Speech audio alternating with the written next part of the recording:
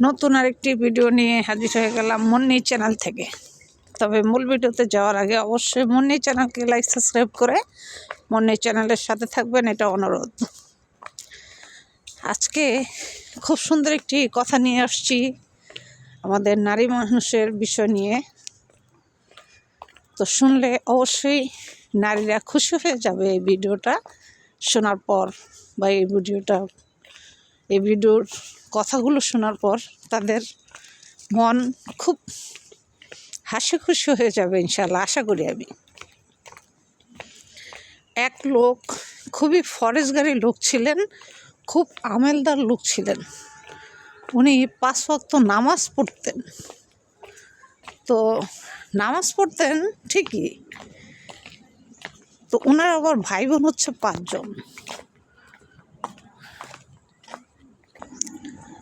তো যে বিষয়ে বলতেছিলাম, তো সেই লোকটা ছিল আপনার খুবই নামাজি, খুবই ফরেজগারি ব্যক্তি। তো একদিন 2 দিন 3 দিন প্রতিদিন তার বাবা মা, তার ভাই বোন তার কাছে অভিযোগ আনে তার বউয়ের নামে। তোমার বউ এটা করে, তোমার বউ সেটা করে, তোমার বউ আমাদেরকে এ ধরনের কথা বলে, মাকে বলে, বাবাকে বলে, মানে অযথা মিথ্যা কথা বানায়া বলে। অথচ বউর কিন্তু কোনো দোষ নাই। যে লোকের বউর নামে এই অভিযোগগুলো করছে ওই লোক কিন্তু খুবই ফরজগারি ব্যক্তি, খুবই নেককার ব্যক্তি, হ্যাঁ, খুবই নামাজি ব্যক্তি আর কি, এক কথায় বললে চলে, নামাজি। তখন লোকটা তার থেকেও ভালো এক বুজুর্গ লোকের কাছে গেছে। মানে উনি তো নামাজি, তার থেকেও একজন বুজুর্গ লোকের কাছে উনি গেছে। যে হুজুরকে বলল, হুজুর বিয়ে করছি আজকে এত বছর হয়। তো সে গেছে আপনার হচ্ছে এক বুজুর্গ লোকের কাছে। যাওয়ার পর তার ওয়াইফের নামে সব ধরনের অভিযোগগুলো ওই মুরব্বির কাছে করার পর মুরব্বি তাকে কয়টা প্রশ্ন করলো। আচ্ছা, তোমার সংসার সামলায় কে? আমার স্ত্রী। তোমার 5টা ভাই বোনকে দেখাশোনা করে কে? আমার স্ত্রী। তোমার বাবা মাকে দেখাশোনা করে কে? আমার স্ত্রী। তোমার ঘর সংসার দেখাশোনা করে কে? আমার স্ত্রী। তোমার ছেলে মেয়ে লালন পালন করে কে? আমার স্ত্রী। তোমার বাড়ি ঘরের আসবাবপত্র যত কিছু আছে সব কিছু দেখাশোনা করে কে? আমার স্ত্রী। এখন হুজুর বলল, তুমি এখন একটু থামো। এই যে এতগুলো কথা বললাম, কোনো কথার ভিতরে এই কথাটা তুমি বললা না যে এগুলো দেখাশোনা আমার বাবা মা করে, ভাই বোন করে, আমার অন্যান্য সদস্যরা করে। তুমি কিন্তু একবারও এই কথা বলো নাই, সম্পূর্ণ কথাটা বলছো তুমি তোমার ওয়াইফের উপরে, যে দেখাশোনা থেকে ছেলে মেয়ে লালন পালন থেকে এভরিথিং সব কিছু আমার বউ করে। তাহলে তুমি এবার নিজেকে প্রশ্ন করো যে সব কিছু সামলানোর পরও যদি তোমার বউ তোমার ফ্যামিলির কাছে ভালো না হয়, ভালো না থাকে, তো তোমার ফ্যামিলির কাছে তোমার বউর কি কিছু আসে যায়? কয় না।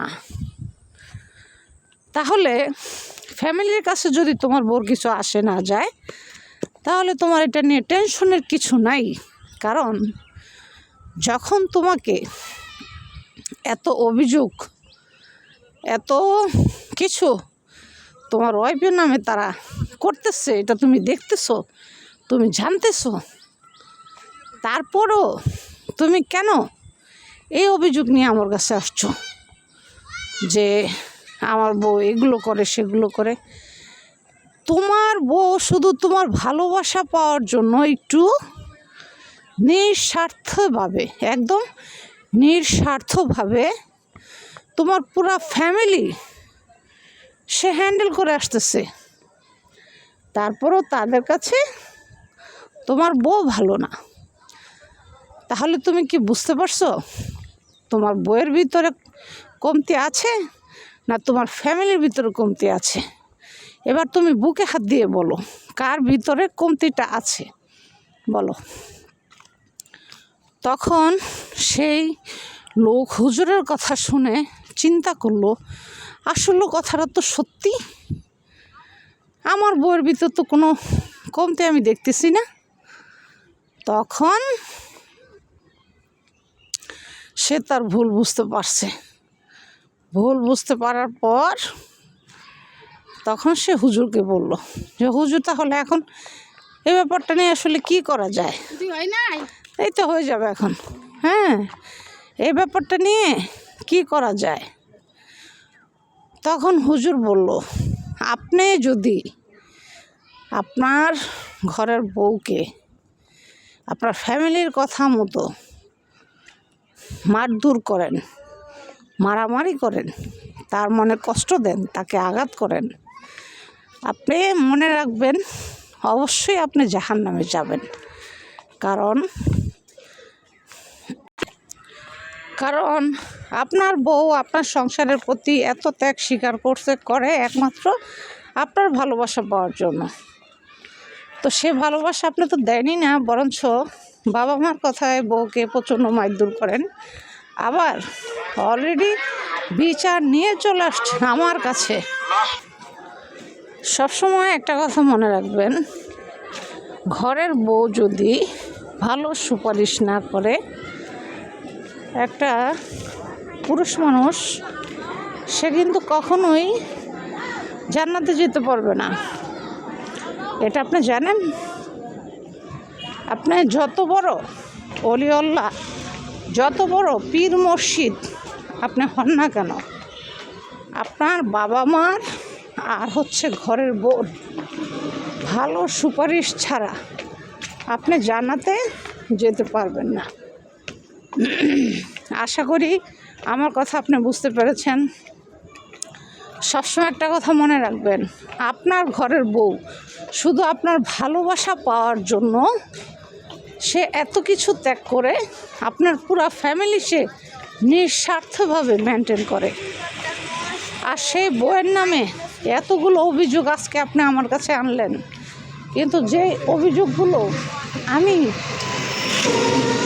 আপনাকে ধরাই দিলাম, সেই অভিযোগগুলোর একটা অভিযোগও আপনার বউর নামে বা আপনার বউর উপরে তো পড়েই না, বরঞ্চ আমি ভেবে দেখলাম সম্পূর্ণ দোষ আপনার বাবা মার ফ্যামিলির, আপনার বউয়ের না। কারণ আপনার বউয়ের যদি এই দোষগুলো হতো, তাহলে আপনার ওয়াইফ এত কিছু স্যাক্রিফাইস করে এত বছর আপনার সংসার সে করে না। এটা আপনার স্ত্রীর প্রতি এতটুকু বিশ্বাস আপনার রাখা উচিত ছিল, কিন্তু আপনার সেটা না করে আপনি আসছেন আপনার স্ত্রীর বিচার নিয়ে আমার কাছে। এতে করে আপনি কি হয়েছেন জানেন? আপনি বিশাল বড় গুনার ভাগীদার হয়ে গেছেন। সবসময় একটা কথা মনে রাখবেন,